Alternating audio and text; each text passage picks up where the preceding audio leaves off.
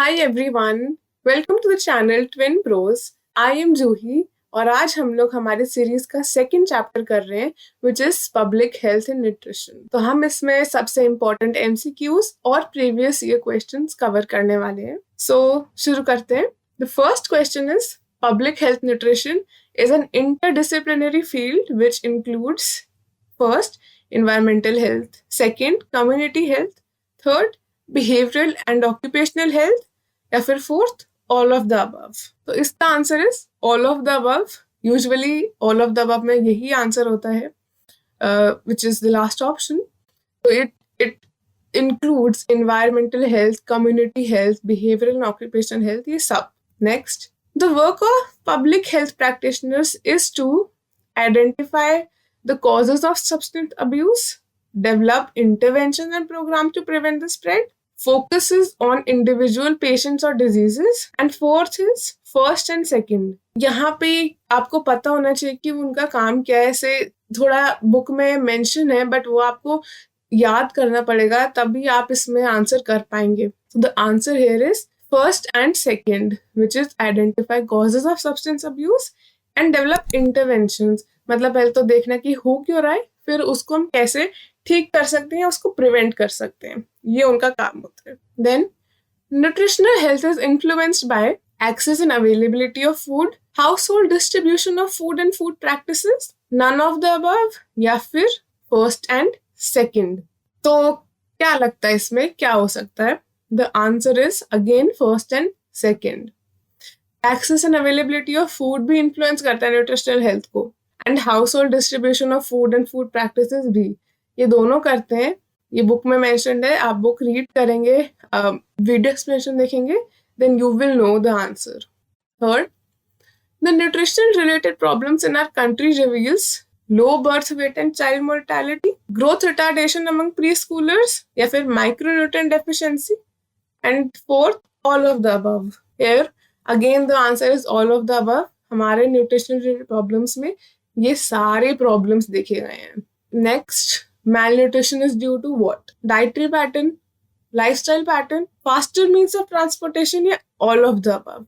अब ज्यादातर क्वेश्चंस में मैंने बताया कि ऑल ऑफ द अबव अगर ऑप्शन में हो तो वही आंसर होता है। यहाँ पे ऐसा नहीं है, तो यहाँ पे दिमाग लगाना है। The answer is dietary pattern. Of course faster means of transportation से तो नहीं होगा, तो फिर ऑल ऑफ द अबव भी आंसर नहीं हो सकता। लाइफस्टाइल और डाइटरी पैटर्न, इन दोनों में देखना है कि क्या आंसर हो सकता है, और ये पता लगेगा when you will read the chapter and when you will understand the chapter। Next, public health nutrition is the science and art of preventing disease and prolonged life, government policies and programs, through the medium of communication, या fourth all of the above। So it is the science and art of preventing disease and prolonged life।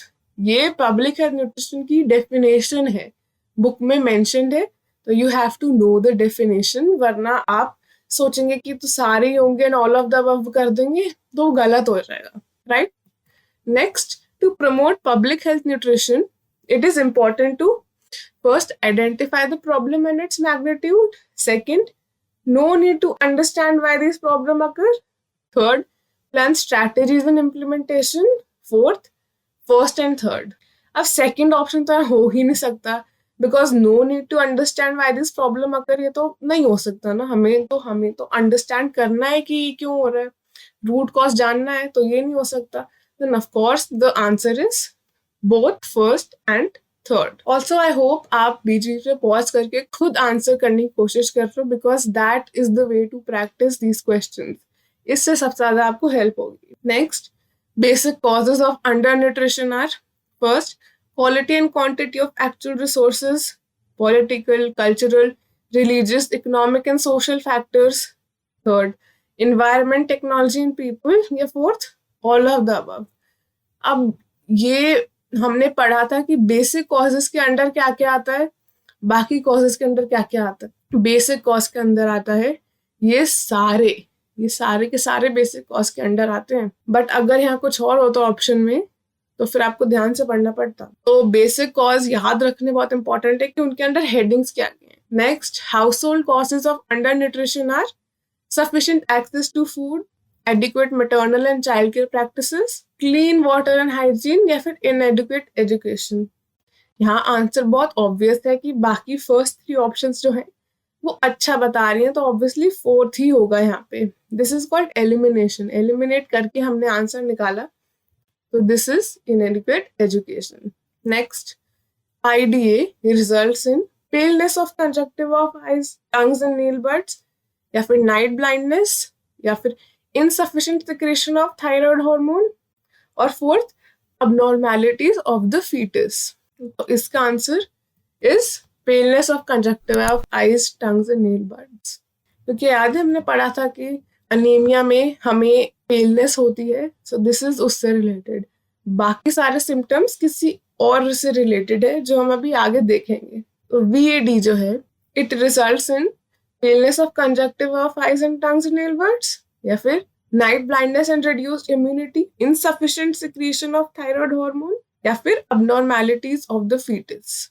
यहाँ पे answer is night blindness and reduced immunity, because vitamin A की कमी से हमें night blindness हो सकती है और हमें रिड्यूस्ड इम्यूनिटी होती है। देन IDD यानी कि iodine deficiency disorder results in night blindness, या फिर insufficient secretion of thyroid hormone, या फिर abnormalities of the foetus, and fourth is both second and third. तो अगर आपने अच्छे से पढ़ा है, आपको याद होगा दैट आयोडीन की डेफिशिएंसी से ये दोनों होते हैं, फीटस में अबनॉर्मैलिटी एंड थायराइड हार्मोन में अबनॉर्मैलिटी या फिर इनसफिशिएंट सिक्रीशन हो।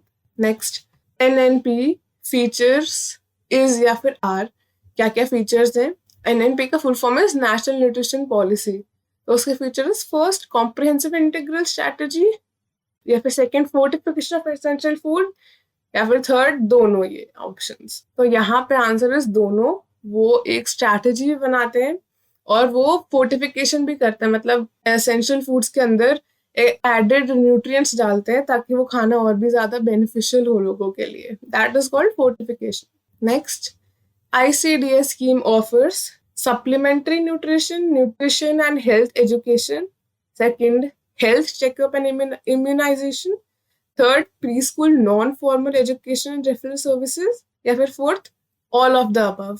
ICDS एक बहुत बड़ा स्कीम है, तो इसलिए इसमें all of the above answer होगा, वो ये सारी चीजें करते हैं, and you should know this. Next, nutrition deficiency control programmes include, first national prophylaxis program for prevention of nutritional blindness due to vitamin A deficiency, second national nutritional anemia control program, third iodine prophylaxis programme, या फिर fourth all of the above. अब इस question में क्या है, बहुत बड़े बड़े ऑप्शंस हैं, आप देख के ऐसे सोचेंगे कि मुझे तो पता ही नहीं, मैंने तो ये करा नहीं।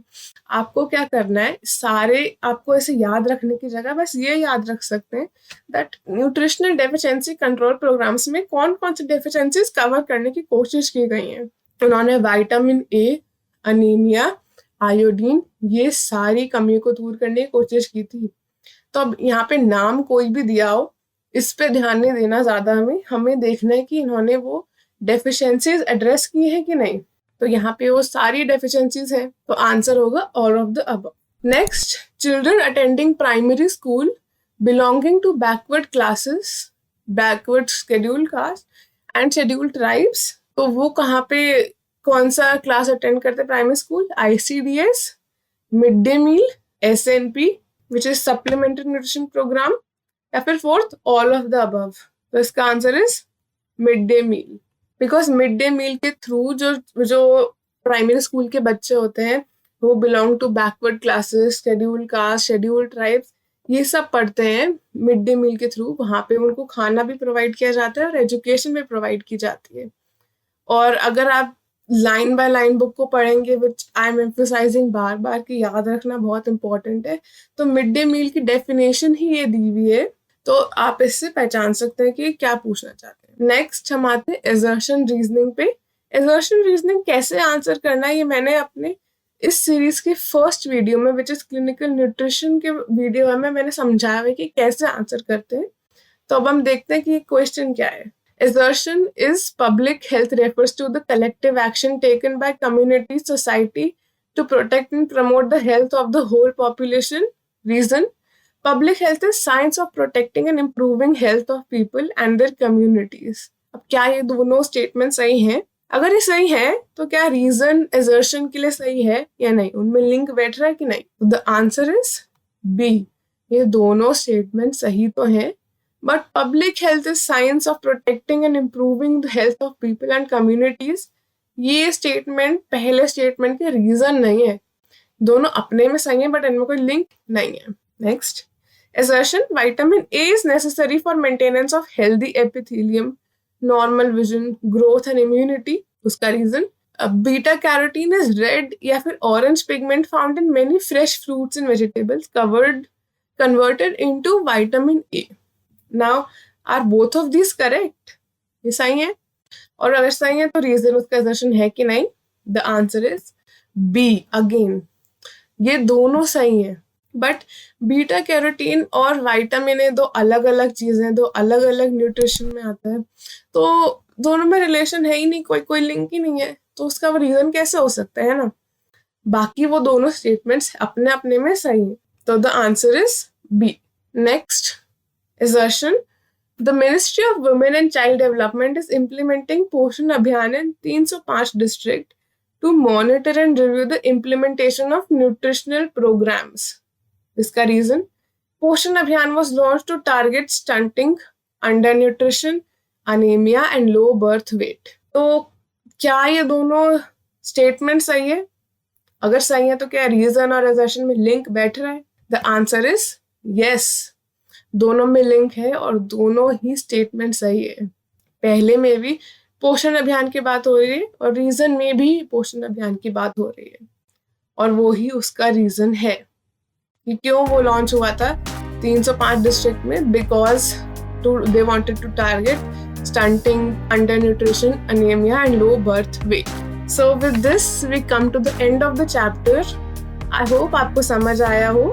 Please like the video and subscribe to the channel Twin Bros. Thank you for watching.